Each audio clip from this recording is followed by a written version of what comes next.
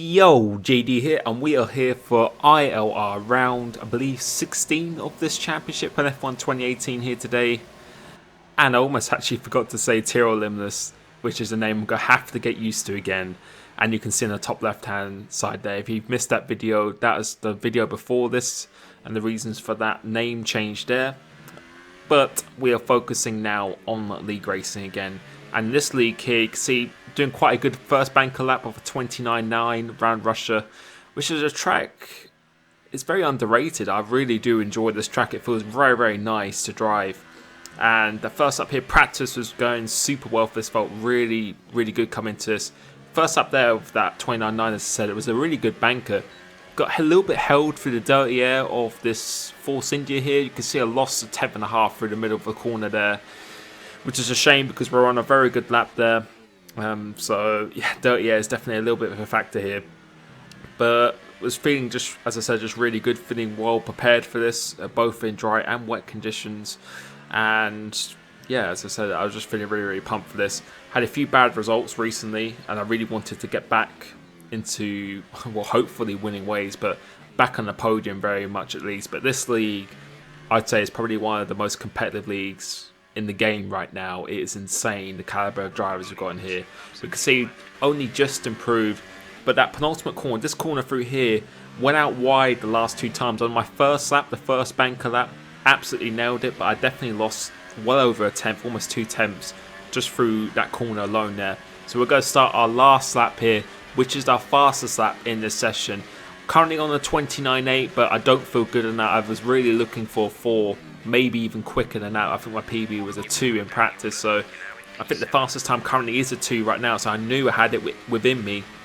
And this first sector here, we're over a tenth up on this first sector, which I wasn't really expecting too much at all, because my first sector felt actually pretty good. I know it's the last sector and the middle sector, I can gain a lot of time, and I think, although it didn't say purple, I think we matched the fastest time going through that sector here now. So coming through here, definitely could have used a little bit more curb on the inside, but I know in this corner, you can see, look at the delta now, making sure we clip that inside, and look how much time we have gained. We've gained a tenth and a half just through doing that alone. It's just those slight just degrees of angle that you just change. If you're turning that fraction of a second earlier, you're gaining so much time. And I'm almost 3 tenths up on my time with a lot of time to find in this last sector, passing 2 cars there, but didn't really distract me too much. But we were a little bit hesitant on the wheel there.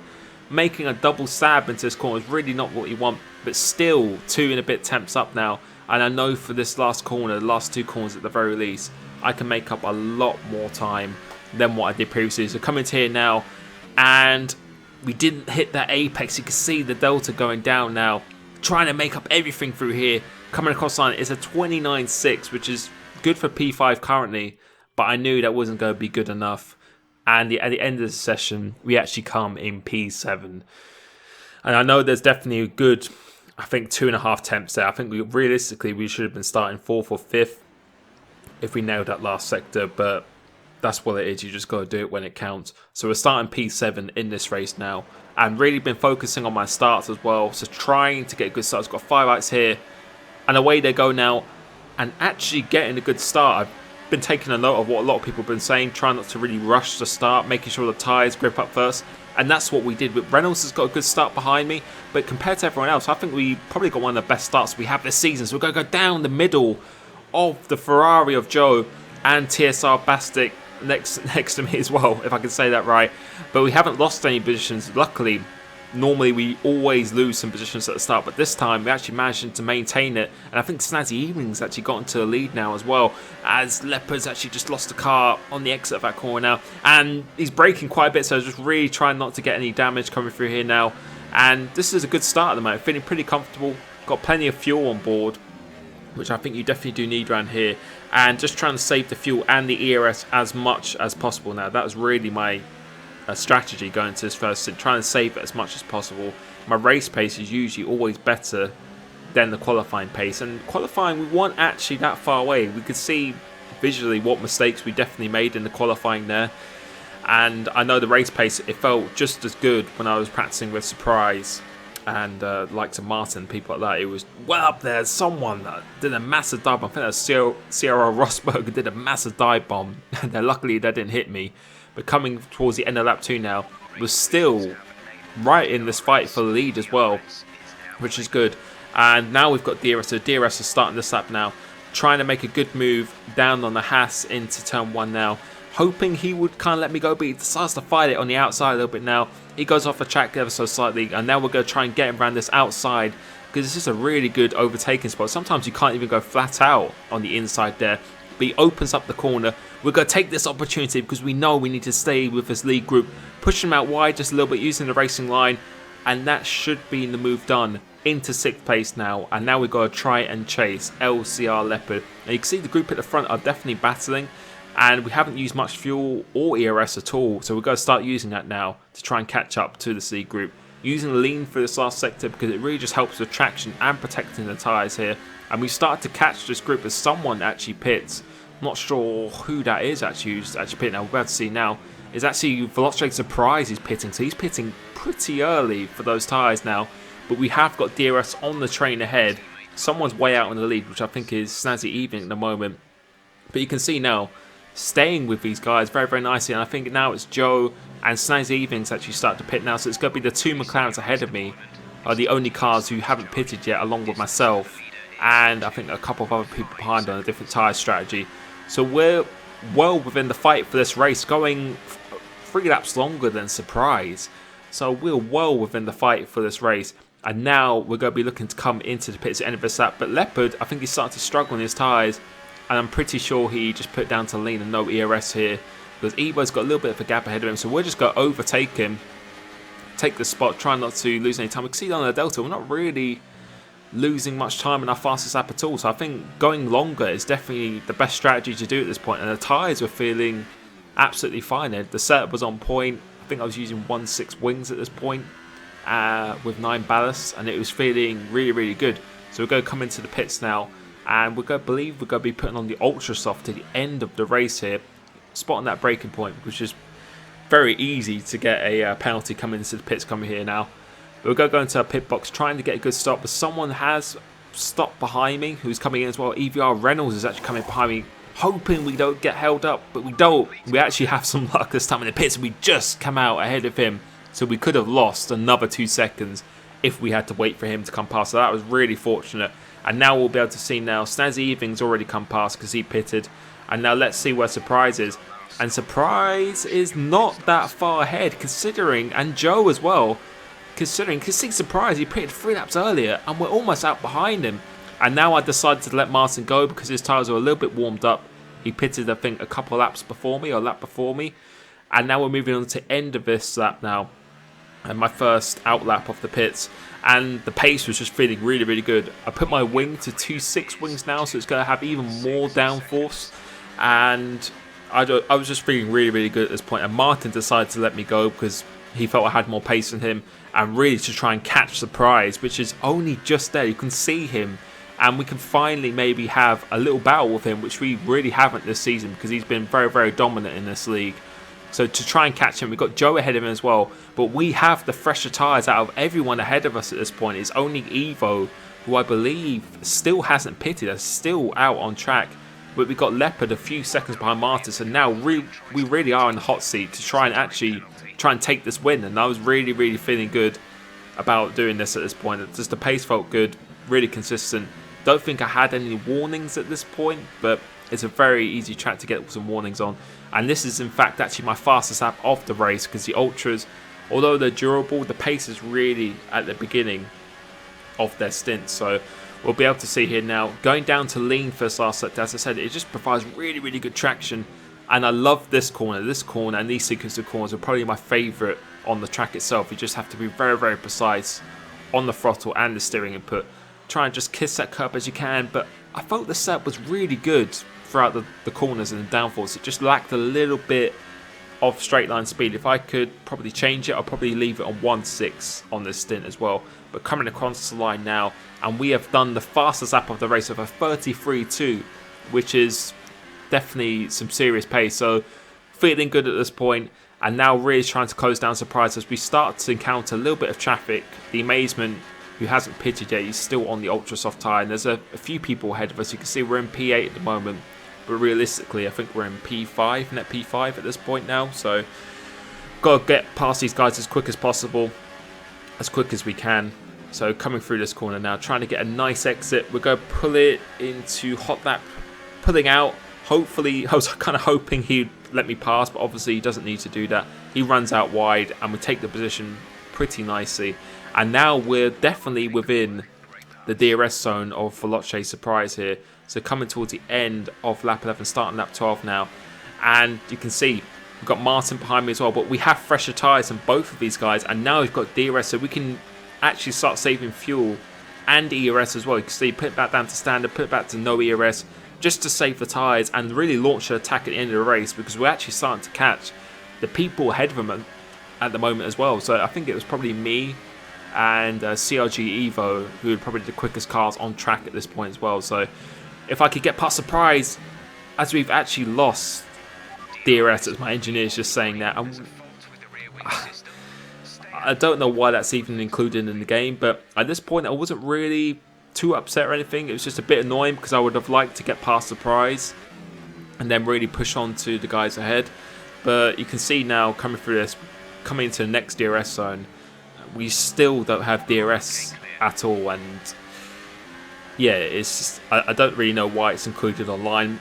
For career mode, I can completely understand because those faults happen, but even in real F1, I think the last time that actually happened was back in 2013, someone said to me after the race. So this is definitely costing me at this point, because you can see visually, especially through the high downforce sections, we are definitely quicker than Surprise. You can see how much time we're gaining through the corners.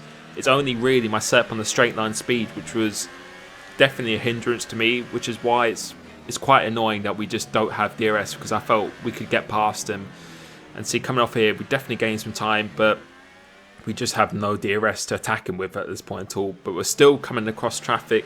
So, as I said, I'm not really too worried at this point. It's just a bit annoying because you start to lose a little bit of tyre life behind following someone else. If you're in a dirty air, kind of using more tyres and DRS than you really need to. And especially since you don't have DRS, you have to use more fuel and ERS to keep up the car ahead, especially if they've got DRS on the car ahead as well. But you can see through here now, staying with him pretty nicely. So as long as we stay within this 1 second window, I was pretty happy with that. And then just waiting for DRS to just come back online again. I was really, really hoping that come back online. But the tyres are starting to feel actually a little bit sketchy now. So as I said, I think I probably would have put it back down to 1.6 if I could do this race again, which I will be doing again in WOR. So that's a lesson to be learnt there. But still got no DRS, which means we have to use overtake and high just to try and keep with him on the straight. But you can see under braking and through this corner how much more time we gain through the corners here. So really just got to try and survive. But lap 15,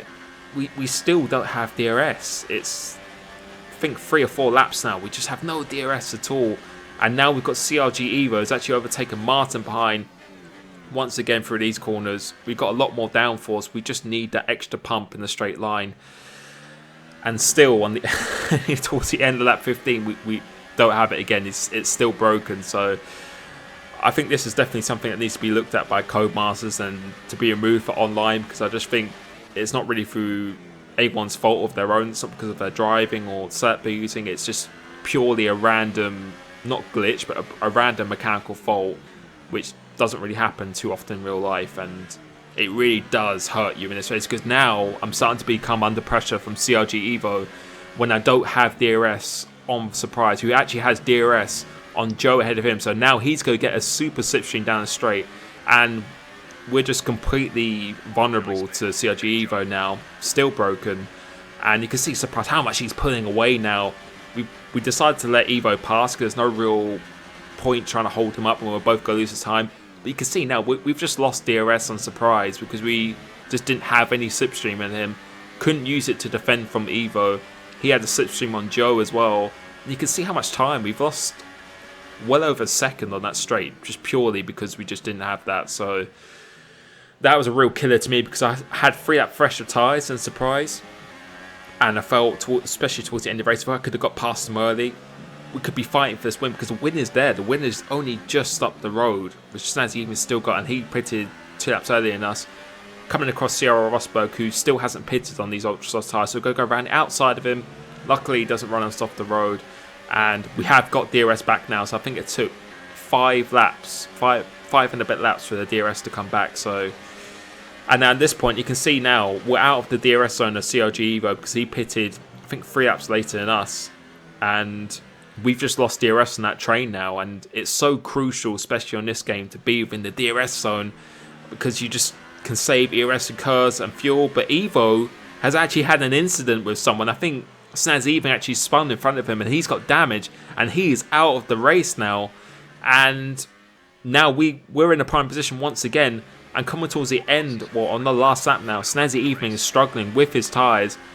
Veloce Surprise and Joe have really just been DRSing each other. So that's the problem with it. If you're not in the DRS, you just can't keep up with the guys ahead, even if they have worse tyres than you. It's just so powerful. So once we lost that, it was just going to be impossible to try and catch them back up again. But now we've got to fight for this podium. Exactly what I wanted as well, to try and fight for a podium again after a string of some pretty bad results. It's the last lap now and we're just going to absolutely go for it. I wanted nothing less than the podium here. So getting a very nice exit off this right-hander, going down the inside here. We've been squeezed a little bit on the wall. We actually make a little bit of contact with Snazzy Evening, and that was probably my own fault for actually doing that. But luckily he doesn't spin. He gets back on track, and now we're going side by side once again, going to this right-hander. We do have DRS for this last lap, luckily. So trying to get a really good slingshot effect off this last corner. We decided to go to the left-hand side. Still got some fuel and got plenty of ERS left as well. So we'll go run it in Rich, overtake, getting the move done before the left-hander.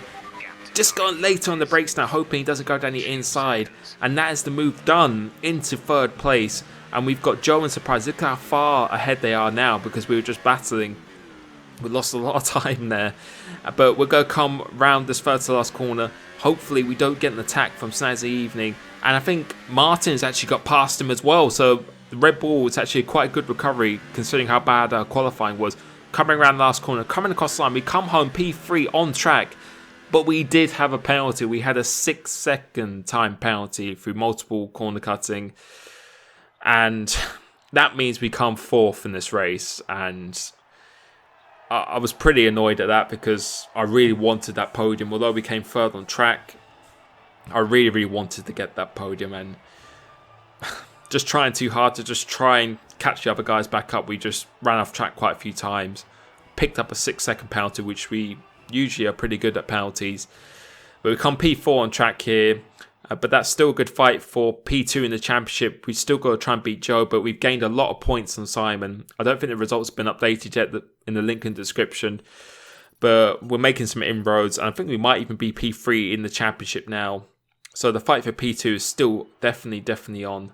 Thank you so much for watching this race. And thank you. And I'll see you soon. Peace.